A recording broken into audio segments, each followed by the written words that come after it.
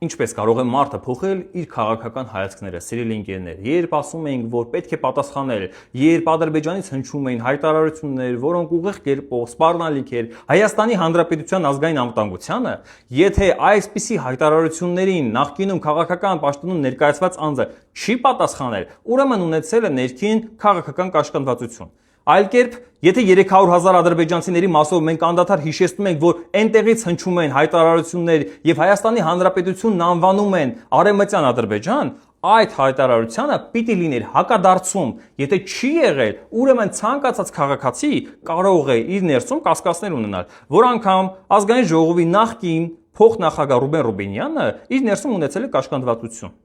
Կարող ենք անգամ կասկածներ ունենալ, որ իր ներսում երևի թե քաղաքական առաքելությունը այլ կերպ է տեսել, քաղաքական հայացքները այլ է եղել։ Եթե այսօր նշեց, որ մի կողմից նա եղել է Թուրքիայում, ապա կարող ենք ասել, անգամ այսօր հարց հնչեցնել, ապա քո քաղաքական հայացքները ադրբեջանական են, թե թուրքական։